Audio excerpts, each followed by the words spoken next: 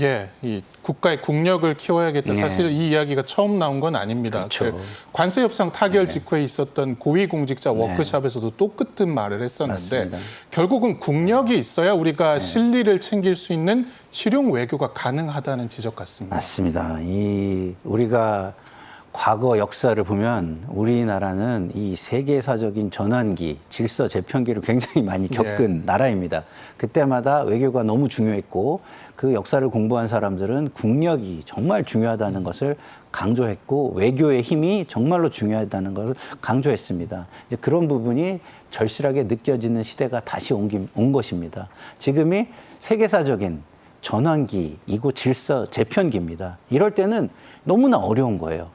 우리가 에치슨 선언을 기억해 보세요. 그 에치슨 패러미터라는 데서 저희가 소외됨으로써 그 같은 편에게는 무실당하고 다른 편에게는 그 중점적인 공격의 대상이 되는 겁니다. 마치 학생이 학교에 있어야 되는데 학교 밖에 있으면 범죄자들이 그 학교의 안전지대에 없는 사람이니까 범죄의 대상으로 삼듯이 그런 식으로 될 수가 있는 겁니다. 그렇기 때문에 지금 우리가 호혜적이라는 말을 쓰지만 힘이 없으면 우리 동맹에게도 호혜적일 수가 없는 아이러니를 가지고 있는 거예요. 그리고 또 하나는 그동안에 우리 국력을 키움에 있어서 우리의 진영 내부, 동맹 내부가 아닌 동맹의 바깥쪽만 상대할 수 있는 힘이 있으면 되겠다라고 생각했는데 요번에 어려움은 동맹 내부에서 오는 어려움이기 때문에 훨씬 더 이게 절실하게 느껴지는 부분이다 이런 생각이 들고요.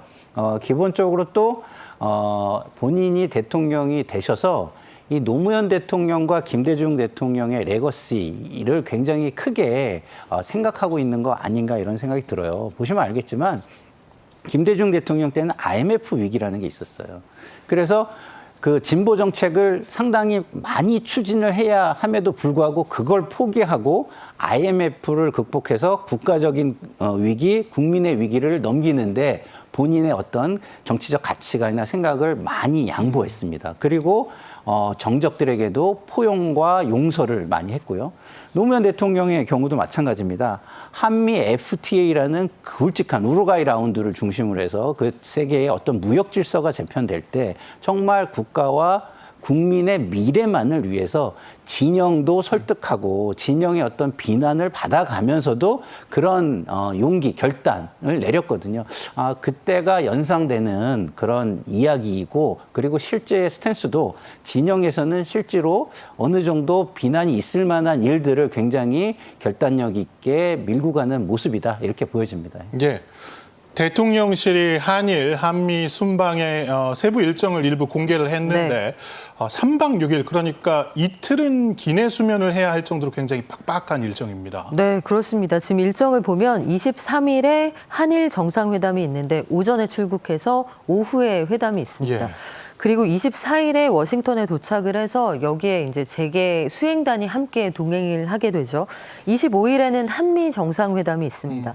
26일에도 쉬지 못하고 필라델피아에 있는 한화 필리 조선소를 찾게 되는데 이 자리에 트럼프 대통령이 동행할 거냐 이게 우리의 관심사이기도 합니다.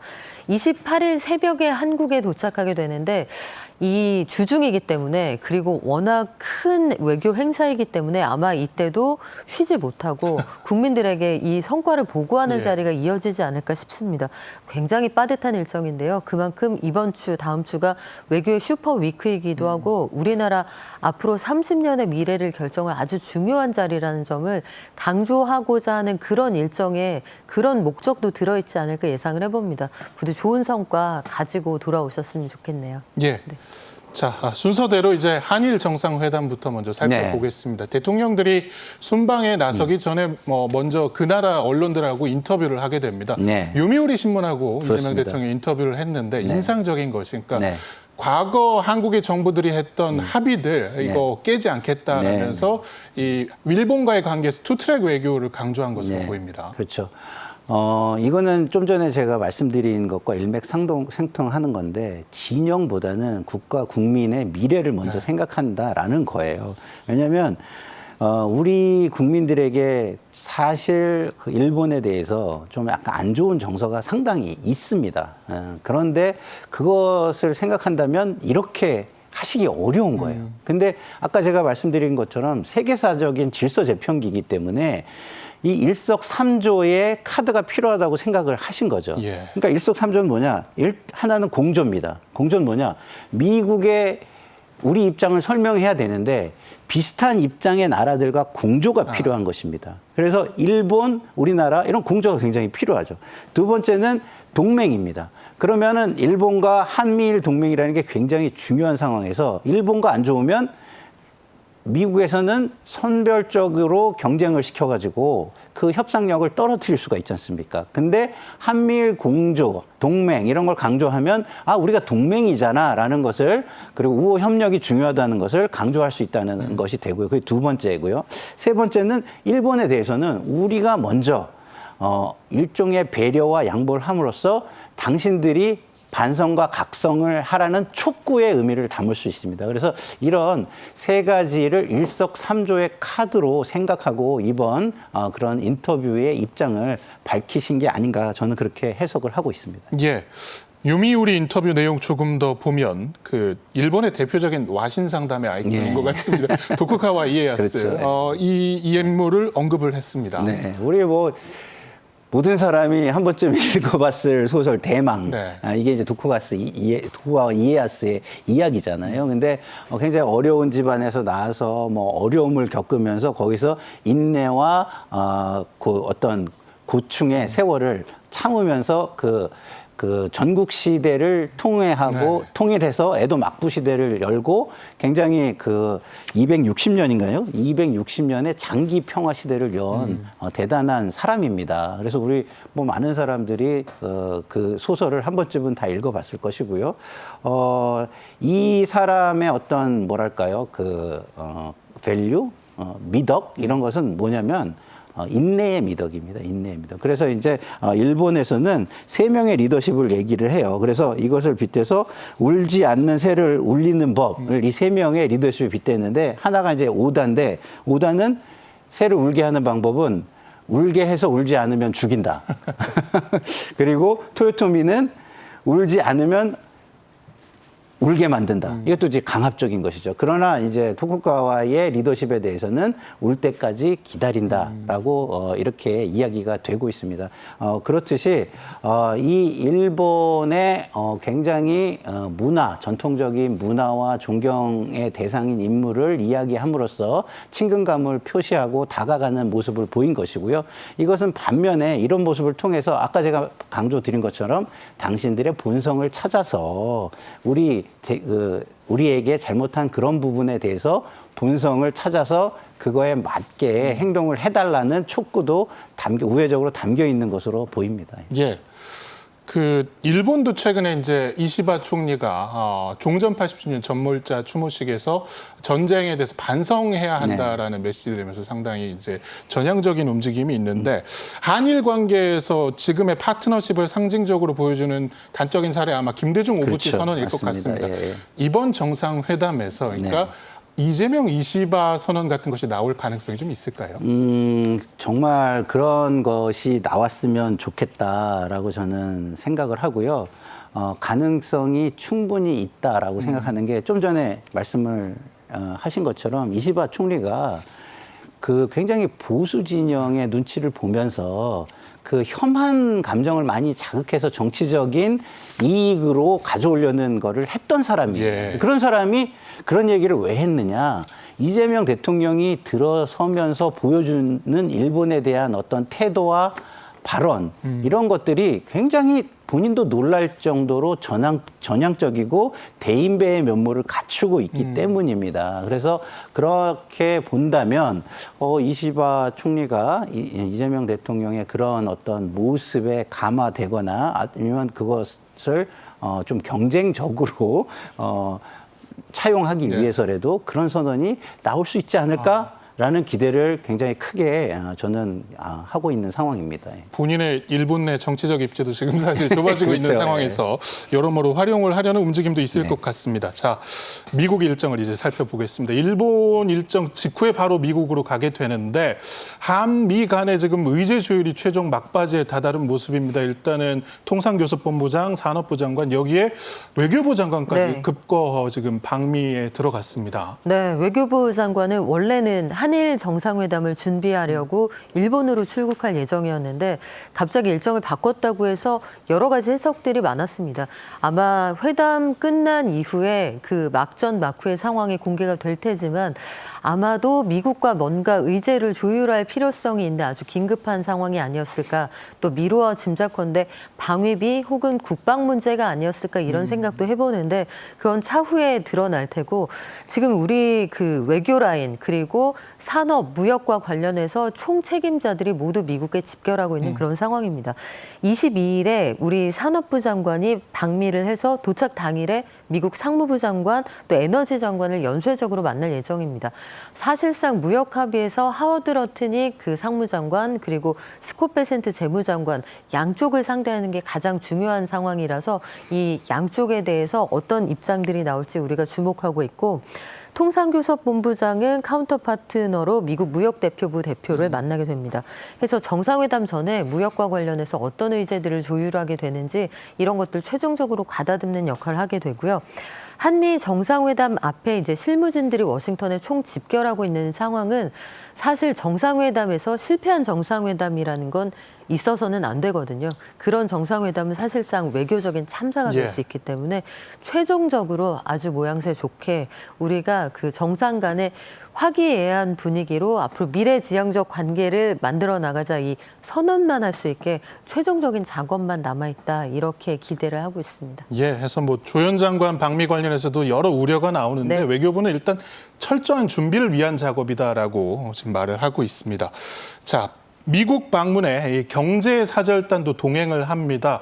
이분들 면면을 보면 아마 앞으로 한미 간에 어떤 경제 협력이 이루어질지 볼 수가 있을 것 같습니다. 네, 그렇습니다. 지금 4대 그룹 총수를 포함해서 15명의 경제사절단 이번에 대통령을 수행해서 함께 미국에 가게 되는데 사실 우리가 상상할 수 있는 모든 산업이 망라되어 있다 이렇게도 말씀을 드릴 수가 있겠습니다.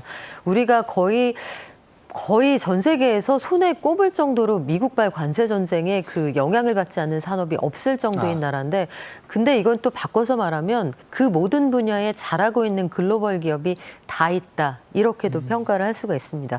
한화, HED, 현대 뭐 출격을 하게 되는데 역시 마스카 프로젝트에서 조선업 협력이 핵심적이기 때문이라는 거 이거 다시 한번 강조를 하게 되고 지금 한화는 작년에 필라델피아 조선소 인수해서 하고 있습니다만 이쪽도 추가로 진출할 가능성 뭐 타진한다 이런 이야기도 현장에서 나오고 있는 상황이고요.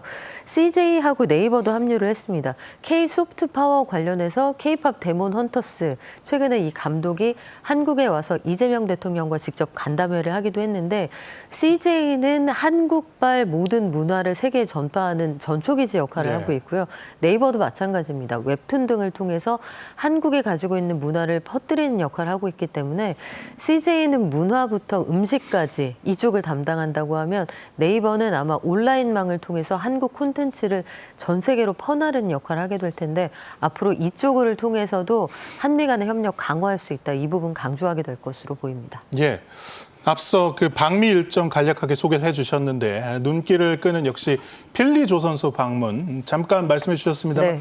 과연 트럼프 대통령이 여기에 동행을 할지 마스가 모자를 쓸지 네. 상당히 관심이 모이고 있습니다. 저는 트럼프 대통령이 현장에 나타난다에 한 표 걸겠습니다. 왜냐하면 이게 대내외에 주는 메시지가 워낙 크기 때문인데 한 가지는 그 필리 조선소가 미국 입장에서는 굉장히 아픈 손가락 같은 그런 곳이죠. 이게 1800년대에 문을 열어서 2차 세계대전 당시에는 한 해에 건조했던 선박이 50척을 넘어가기도 했는데 어느 틈에 쇠락해서 이제 거의 문을 닫다시피 했던 그곳을 한미 간의 협력을 통해서 되살려냈다. 그리고 마스가 프로젝트를 통해서 우리가 뭔가 해낼 수 있다. 뭐 이런 것들을 강조한다는 생각을 해본다면 쇼맨십이 워낙 강한 대통령이기 때문에 아마 그전까지는 안 갈 것처럼 분위기 만들어 가다가 짜잔하고 나타날 가능성, 그럼 뭐 우리도 체면이 서는 일이니까요. 저는 기대 걸어보겠습니다. 예. 이 부분은 저도 좀 잠깐 설명을 드릴게요. 트럼프한테 펜실베니아는요, 굉장히 중요한 곳입니다. 그리고 산업적으로는 러스트 벨트라 그래가지고 과거 러스트 인더스트리 여기가 굉장히 중요해요. 근데 펜실베니아가 어떤 곳이냐면 항구 도시예요. 그래서 거기서 석탄, 철강 이런 걸 해가지고 이거를 실어 나르는 항구가 있는 그런 곳입니다. 그래서 여기에 마인 유니언, 광부들의 조합이 있어요. 예. 그래서 광부들의 조합에 초청을 하면 트럼프가 날아갑니다. 왜냐하면 정치적으로 너무 중요한 주기 때문이에요. 펜실바니아의 주에서 주지사나 상원의원들이 뭘 요구를 하면은 그게 대단한 게 아니어도 날아갑니다. 그렇기 때문에 이 펜실바니아를 공략한다는 거는 굉장히 중요한 정치적인 의미를 가지고 있어요. 그렇기 때문에 제가 볼 때는 어떤 펜실바니아 일자리 창출이나 그 상당한 정치적 의미가 있는 거라면은 트럼프 대통령은 갈 가능성이 상당히 높다에 저도 한 표를 더합니다. 예. 두 분 예측하신 대로 동행이 이루어졌으면 좋겠습니다. 자, 마스가 프로젝트 역시 가장 중요한 것은 한미 간의 소통일 것 같은데 정부가 이 원활한 소통을 위해서 미국 현재 사무소 같은 걸 설치하는 방안을 검토하고 있다고요. 네, 그렇습니다. 이게 두 가지 목적이 있는데요. 한 가지는 현지에서 조선소를 사고 선박을 수주해서 건조하고 이걸로 끝나는 게 아니고 지금 양국 조선 협력이 아마 좀 더 강화 발전될 겁니다. 그러면 생태계가 형성이 될 테고 중소산업체들도 현장에 계속 진출을 하게 될 텐데 이걸 총괄적으로 지원할 부서가 필요하다. 이런 고민이 하나 있고 미국은 사실 조선업이 쇠퇴한 지 워낙 오래됐기 때문에 조선업 담당 부처라는 게 없습니다. 그러니까 카운터 파트너가 누구냐 이게 헷갈린다는 거죠. 우리나라 같은 경우에는 산자부에 조선해양 플랜트 과라는 게 별도로 있을 정도로 우리는 잘 되고 있으니까. 근데 반면에 마스가 프로젝트 관련해서 대화 나눌 때도 미국에서는 이 상무부가 했다가 관련 담당자가 순서대로 바뀌는 그런 상황들이 있었습니다. 그래서 아마 미국 내 그 워싱턴에 있는 코트라 사무소에 기재부와 산자부의 적절한 인력들이 나가게 되지 않을까 싶습니다.